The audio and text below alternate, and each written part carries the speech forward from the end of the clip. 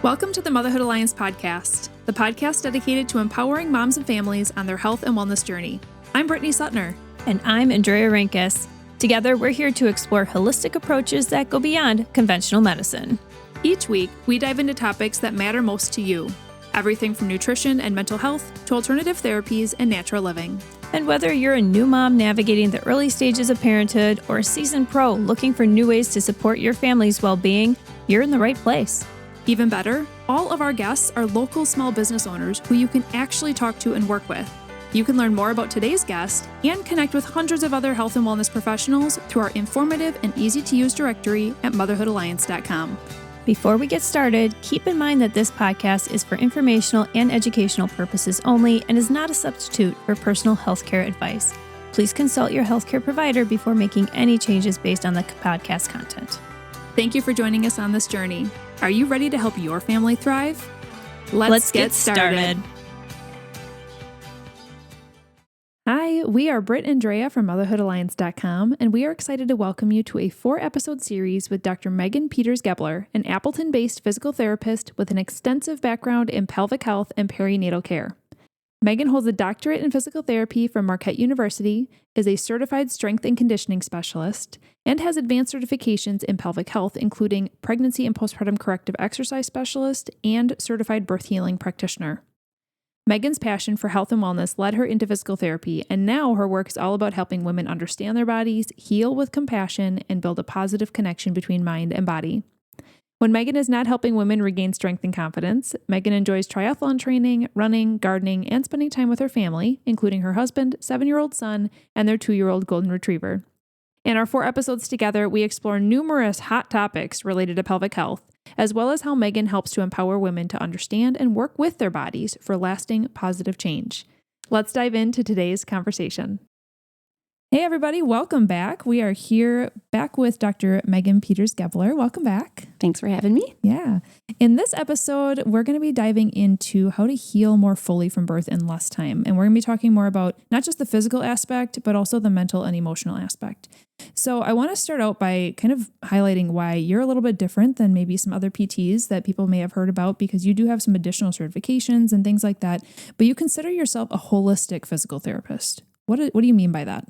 Yeah. So when I think about holistic, I'm thinking about the whole person. So not only just the whole body, but also looking at the state of the person's kind of emotional well-being, the state of their nervous system, life stressors, and kind of the internal and external variables that are contributing to where they're at.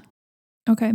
Yeah, and that makes sense. Like looking internally and externally and not just at the physical symptoms. Because like you said in our first episode, a lot of times when people think of PT, they're just thinking of external force. I have an SI joint pain issue, so I'm going to work on exercises for the muscles around that area, right? But oftentimes there can be internal traumas or things that are being held within the body. Stressors. Yeah. And one of the certification that you hold is from the Institute of Birth Healing. And I believe you're the first in the state to have that certification. Is that right? Correct. So tell us about what that certification taught you and how you intertwine it into your practice now. Yeah. So that certification is with a woman named Lynn Schulte. She is out of Colorado. And when I first came across her work, it really kind of lit me up and aligned with all of the things that I've been feeling and kind of knowing in my own way. And so I went through different courses with kind of online clinical knowledge as well as practical exams where kind of learning and demonstrating skills, and then doing some different case studies to let her know that I'm able to integrate her work. And, some of that is prenatal, some of that is postpartum, and then some of that is more in that realm of kind of whole person healing, where it may have extended beyond the physical work and been looking more at something emotional that was impacting or limiting their healing. So what does that actually look like from an appointment standpoint? Are you kind of bringing in almost like mental health side of talk therapy into your practice, or is this more of like manual manipulation that you're using with your hands as a physical therapist? How do you actually intertwine the mental and emotional piece into what you're actually doing with a patient? Yeah. So what I find is that, my tool is my hands and kind of my intuition from what I'm feeling. And oftentimes, the gals will also lead the session and let me know. And it's getting curious, right? So feeling a different resistance in tissues, feeling a different tension, feeling a sense of guarding, and just asking them what they're sensing. And if my hands are feeling something in one tissue as compared to the tissue next to it, we're able to identify that there's a difference. And so then through my questioning, it's having them sense into what they're noticing. And it isn't always described with just physical descriptors. It can be hot, it can be cold, it can be dense, it can be angry, it can be tired. And, those words hold value and insight and meaning and can manifest in different ways. So can you give us, I know you've told us some stories before, can you give us an example of maybe something that happened in your own practice, maybe with a patient? We'd love to hear how this is, how this looks like, what this looks like. Yeah. So, kind of coming off that one gal that comes to my mind was she gave birth to her son and she was positioned on her back. And that was something that she had really given a lot of intention and communication with her birth team about not wanting to deliver in that position.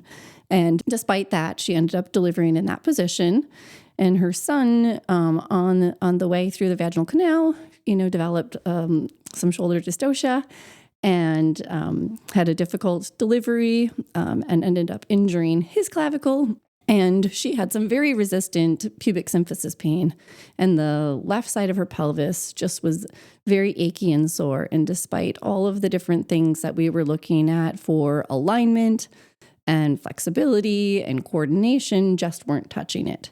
And, when I went and kind of put my hands on the different parts where she was feeling the pain, and I asked her those kind of leading questions of what she was sensing, it very clearly came out of her mouth that it was anger. Mm.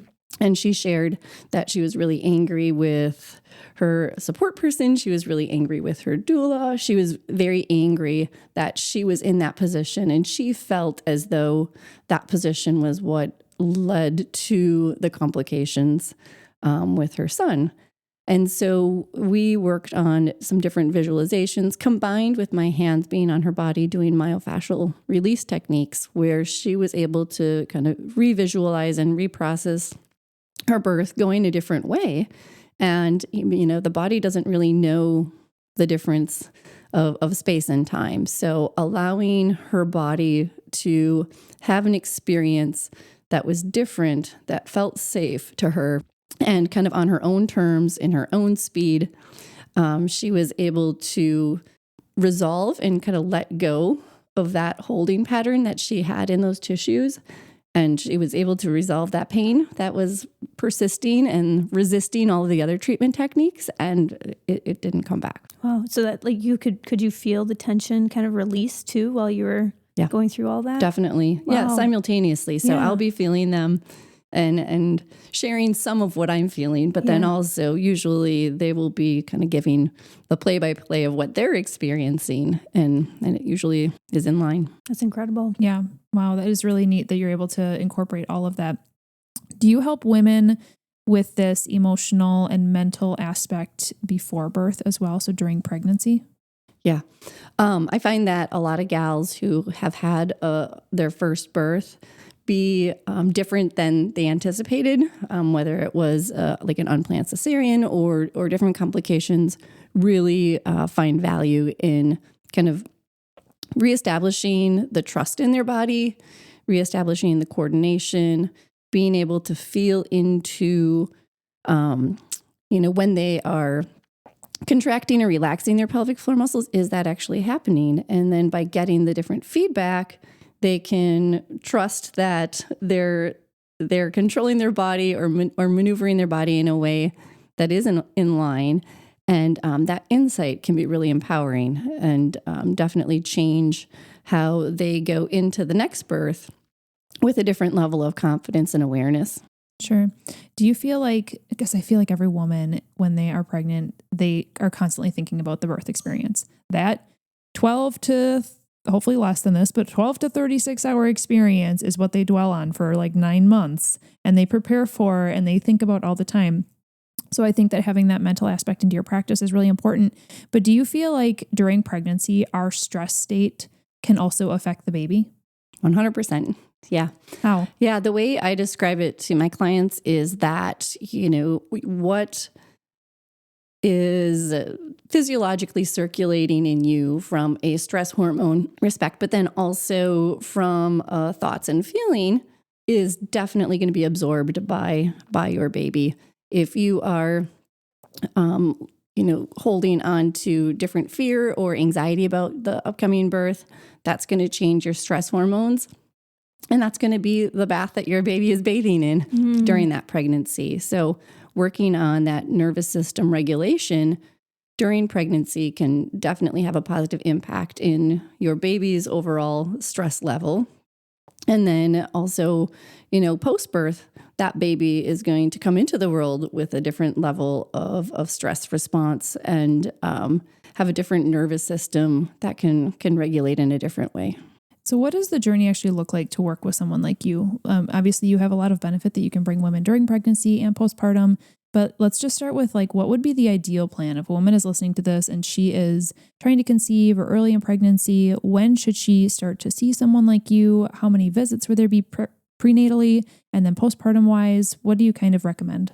Yeah. So I love connecting with gals during their fertility journey because I feel like there's complexity there, right? There's a different feeling about what their body is doing and not doing. And so being able to establish a friendship with their body that feels supportive and loving can definitely help change that trajectory, and bringing that then into pregnancy the same way. So recognizing more that those symptoms are clues and insights, and that's your body's way of talking with you and asking for help, asking for change, asking for support, can definitely be of benefit, I would say, anytime during pregnancy. But typically I like to see gals sometime in their late second trimester, early third trimester, so that we can do an assessment. And if there are things to work on, we still have time and we don't feel a additional stress of a pending birth. But I would say gals that have symptoms during pregnancy, anytime, right? So I guess earlier I'm speaking to the gals that don't necessarily have symptoms present. That can be great to start working in that third trimester. But if there's symptoms, anytime. Well, you want to make sure that they're, they have some knowledge ahead of time, right? And they have some confidence and they have a connection with you right away. So that's great. I know in the last episode, we talked about breathing quite a bit. And we know how breath is so important, but we want to know, how can breathing play a role in each type of healing, whether that's physically, mentally, emotionally? How does that work? Yeah. So when I am looking at how breath impacts the body, I like to describe it as I'm looking at the shape of the container. And if the rib cage, for example, is really wide and open and the diaphragm is flat, that is basically a position or a shape of someone who's inhaled. And that feedback from the body, right? So our top-down information from our brain to our body through the vagus nerve is about 20%.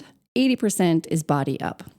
So there's a ton of information coming from the different receptors in the body that are telling our brain and our nervous system about the reality of the state that we're in. So if someone has a wide rib cage, that is telling their nervous system that they're inhaled. Living in an inhale is Stressed. sort of dangerous. Yeah. And even if their brain is able to say there isn't a tiger chasing them, their body then says, well, then why are you shaped like you're breathing, like you're being chased?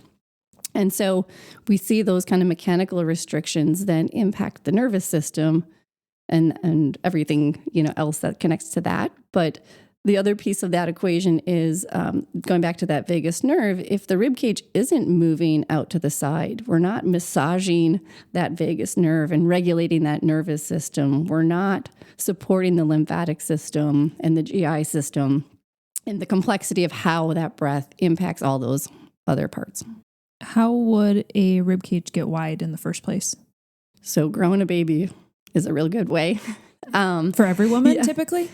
Yes. Yeah. So on occasion, I will see a more narrow rib cage, but that is typically in a gal who's been pretty vigilant and active with maintaining their core, which isn't always the best case because that baby's going to find space and challenge the tissues in other ways. Mm-hmm. So, but most of the time, I do see that rib angle increase during pregnancy. Okay, so then like you explained, which is super interesting about how that impacts a woman's breath and can lead to almost more of a stressful state just because of how her physical body is shaped at that time.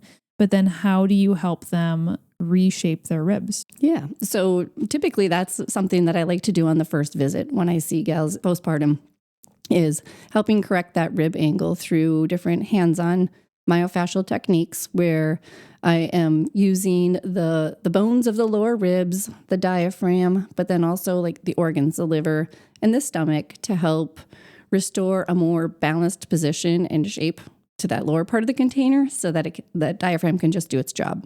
Did I just hear you correctly that you are helping to like actually move organs back in place of where they should be? Right. Yep. How do you do that? Yeah. So visceral manipulation is a technique where it's very gentle and through, again, hands-on techniques, we're able to kind of listen with our hands to both the position and then also the motion of an organ.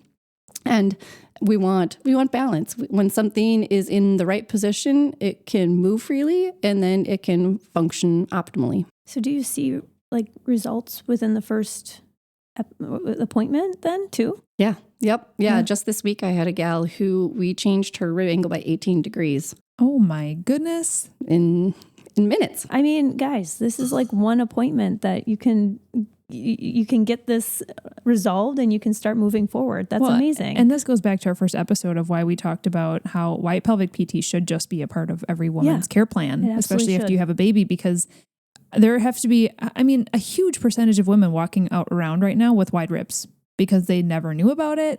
They've never had it corrected. They don't understand why this is a problem. They don't know why they're so stressed out all the time. Well, maybe because you're not getting deep breaths, because you're stuck in a state of inhale, right? I mean, this is like mind-blowing information that every woman needs to hear about. So if you're listening to this right now and you know any woman that's in the childbearing years, make sure that you share this episode with them. But I do want to touch also on one aspect that I feel like may make people a little bit nervous to come and see someone like you as well, though, is that you don't take insurance. Is that correct? Correct. But there's strategy behind that as well. So can you share a little bit about that? Yeah. So when I started Connected Core, I really found myself getting frustrated with the insurance model because they really take the approach of wanting to compartmentalize care and just having you work on the small problem area that they've defined with a code. And, both the whole body, but then also that whole person. It's so much more complicated and it can't be, really honed in on one part. And so you need time and you need the freedom to go where the body leads you. And so that was a real motivator. The other part was access. So oftentimes insurance will define how often and how long you can see someone. And I find that can definitely have a negative impact on someone. So, I have a gal that I see who comes up from walking and I'm able to see her for 2 hours. Wow. Because it makes more sense for her to spend more time with me and not travel. But then I also, have a gal who finds the dry needling to be effective and I'm able to see her for a half an hour every other week. And it just is based upon what the person needs and not what insurance is a third party thinks is best. Mm-hmm. Mm-hmm. Yeah, no, and I feel like that fits perfectly in with your entire method of just really looking at the person and what they need from every aspect. That's really helpful. And like I said, I think a lot of people are like, I'm not going if they don't have insurance, but there's also like really fresh perspective that professionals that are more outside of the mainstream medical system that they can give. I think I really appreciate your insight into that. And we had a really good episode with Tabitha too about insurance as well. So that would be also a good one to tune into. Yeah. Before we wrap up this episode, one more question for you is, do you have any tips for women on what they can do at home to help decrease stress and or just support their healing journey? I think that probably the best advice I could give is listen to your body with curiosity and not jump to judgment about what you have done or not done, and just being curious about, okay, why might I be feeling that? What is that about? Is it because I'm nervous about something, or is it stressed because I'm about something, or have I been sitting at my desk too long? And, any little ache or pain or symptom really is a clue, and it's your body asking for you to change something. No, I like love that. I like the curiosity piece, because often you hear, listen to your body, but sometimes we want to force our bodies to do things, or we think that we know best. But curiosity, that's great. Well, that, and because I think so many of us, we say things to ourselves that we would never say to a friend, like negatively. And so when you have maybe a challenge or a pain point, or even just anything that you are wondering about if it's normal for your body, a lot of times we often go to negativity and judgment. Or just and suck it up, buttercup. Yeah, that too in today's culture. But if you approach it with curiosity, then it opens a lot of doors. Yeah, a little awareness, a little curiosity. I love it. I love that too. If somebody wants to connect with you, what is the best way to do that? Yeah, so I have a website on there. I have a lot of information. I do have online scheduling as well to make it super convenient for gals. I have limited Facebook access. Otherwise, Motherhood Alliance has all my contact information as well. And you do mobile as well, so you will come to people's houses. I do. Yep. Yeah, I would say the majority of my services I do in the clinic, but when someone wants me to come to their home and that's how they're going to be able to start healing, I am happy to make that journey. Wonderful. What is your driving radius? I would say sort of unlimited. I do have just a flat rate for up to 20 miles, and then there's just an additional fee for every 10 miles after that. Okay, good to know.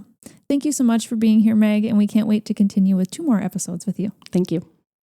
If you enjoyed this episode, would you consider leaving a rating or review or sharing it directly with a friend who could benefit from the information?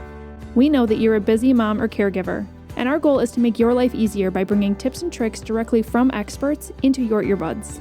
By sharing this episode with someone you love, you can play a critical role in helping to make their life easier as well. We appreciate your time, and thank you for being a part of the Motherhood Alliance family.